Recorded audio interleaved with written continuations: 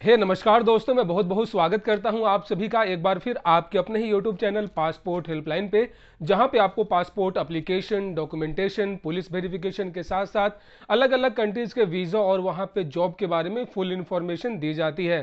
और दोस्तों, आज के इस वीडियो में हम बात करने वाले हैं ECR to non ECR on the basis of Gulf experience. मतलब वैसे लोग जो कि अपने पासपोर्ट को ECR से नॉन ECR में कन्वर्ट करना चाहते हैं ऑन द बेसिस ऑफ जिनका जो है 2 साल 3 साल का एक्सपीरियंस है गल्फ कंट्रीज में।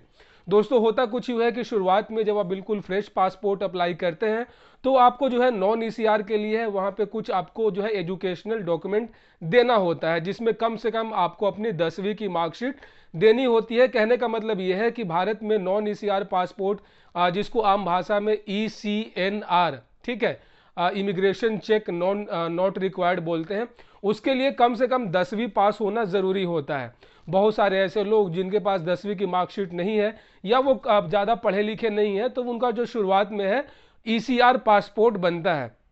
लेकिन दोस्तों, यहाँ पे ये भी नियम है कि जिनको जो है एक अच्छा खासा अनुभव और कम से कम 2 साल का मिनिमम गल्फ एक्सपीरियंस, जिनके पास 2 साल का अनुभव हो जाता है, वो जो है वहीं बैठे बैठे एम्बेसी के थ्रू या फिर वो जब अगली बार इंडिया रिटर्न आते हैं, ठीक है, यहाँ पे 2 क्राइटेरियाज होते हैं।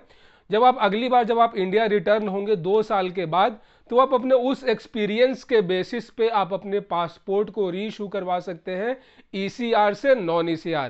सो दोस्तों, ये सारा प्रोसेस होता कैसे है, ये हम बिल्कुल आज स्टेप बाय स्टेप आपको समझाएंगे, ताकि अगर भविष्य में आपको भी अपना पासपोर्ट वर्क एक्सपीरियंस के बेसिस पे अगर आपको जो है अपग्रेड करना हो तो आप काफ़ी कुछ यहाँ से सीख पाएंगे। सो बेसिकली दोस्तों, हम बात कर लेते हैं जैसे ही आपका जो एक्सपीरियंस है, लाइक 2 साल का 3 साल का, यहाँ पे मिनिमम 2 साल का एक्सपीरियंस चाहिए होता है। ये काउंट कैसे होता है? तो ये काउंट होता है दोस्तों एंट्री और एग्जिट से, ठीक है। अगर आप इंडिया में बनवा रहे हैं तो आपका एग्जिट और एंट्री, और अगर आप फॉरेन में हैं, अगर आप विदेश में ही काम करते करते अपडेट करवाना चाहते हैं, तो आपका जो हो जाएगा एंट्री के थ्रू। मतलब ये कि अगर आप जब इंडिया छोड़कर कहीं बाहर जाते हैं तो सबसे पहले आपका एयरपोर्ट पे एग्जिट होता है, फिर आप दोबारा जब वापस आते हैं तो आपके पासपोर्ट पे एंट्री का स्टाम्प किया जाता है। ऐसे में आपका एग्जिट और एंट्री जो स्टाम्प होता है, जो उसके ऊपर स्टाम्प के नीचे जो है डेट भी जो है प्रिंटेड होता है, ठीक है। जैसे कि मान लीजिए आज जो है 7 फरवरी 2022 है।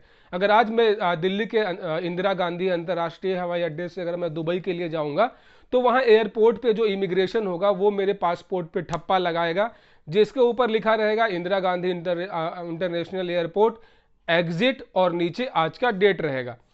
जब मैं 2 साल बाद आज ही के दिन वापस आऊंगा, मतलब कि 7 फरवरी 2024 को, तो मेरे पासपोर्ट पे जो है वापस एंट्री का टिकट स्टाम्प लग जाएगा और नीचे आज का डेट रहेगा। मतलब ये कि मेरे पास 2 साल का एक्सपीरियंस हो गया। आप इस तरीके से इसको समझ सकते हैं। सो दोस्तों, करना क्या होता है, उसके बाद आपको जो है री इशू पासपोर्ट अप्लाई करना होता है, ठीक है। री इशू करेंगे, री इशू का जो आपका कारण होगा वही होगा upgrade ECR to non ECR। और अब यहाँ पे आपको अलग से कोई भी डॉक्यूमेंट अब देने की जरूरत नहीं पड़ेगी, ना ही आपको अपने 10th 12th ग्रेजुएशन का मार्कशीट देना पड़ेगा। अलग से कोई डॉक्यूमेंट नहीं देना होगा, क्योंकि आपका जो मेन डॉक्यूमेंट है वो आपके पुराने वाले पासपोर्ट के अंदर ही जो वीजा वाले पेज होते हैं वहीं पे एज अ प्रूफ है।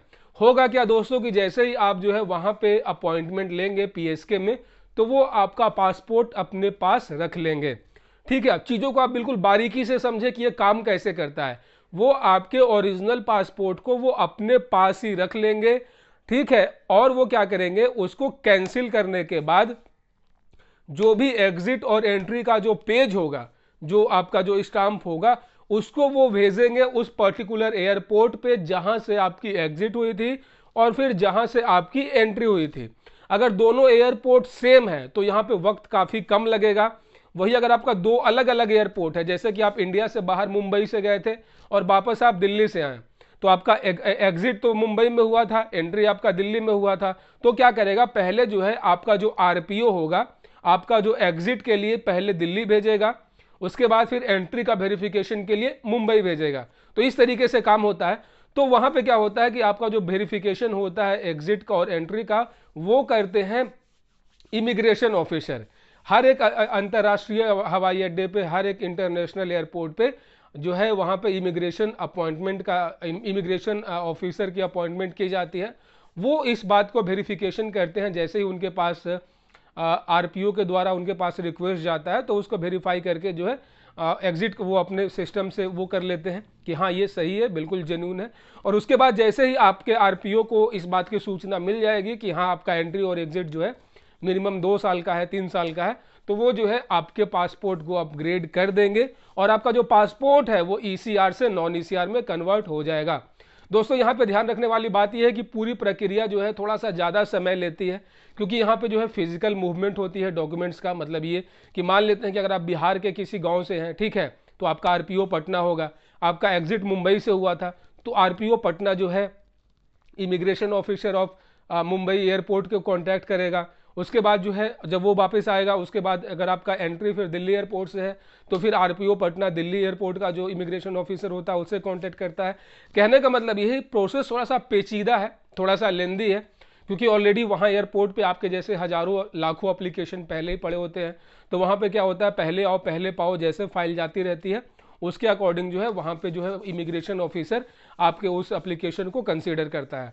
तो इसमें जो है आप मान के चले कि आपको कम से कम 45 से 50 दिन का समय लगता है, कम से कम। मैं यहाँ पे आपको बता रहा हूँ 45 से 50 दिन का वक्त लगता है ये सारा प्रोसेस कंप्लीट होने में। लेकिन घबराने की बिल्कुल बात नहीं है, ये जो है 100% जेन्युइन और 100% जो है एक सही तरीका होता है अपने नॉन ईसीआर पासपोर्ट को ईसीआर पासपोर्ट में कन्वर्ट करने का।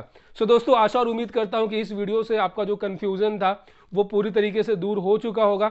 इसके अलावा दोस्तों अगर आपके मन में कोई और क्वेश्चन है, किसी प्रकार का कोई और दिक्कत है यार, तो आप बिल्कुल बेशक चैनल के कम्युनिटी टैब में मेरा व्हाट्सअप नंबर है, वहां से आप मुझसे कांटेक्ट कर सकते हैं, या फिर आप मुझे इंस्टाग्राम पे फॉलो कर सकते हैं जहां पे हम रेगुलर बातें करते रहते हैं। तब तक दोस्तों दीजिए अपने दोस्त दीपक कपूर को इजाजत, मिलते हैं किसी और वीडियो में, तब तक अपना बहुत सारा ख्याल रखिए।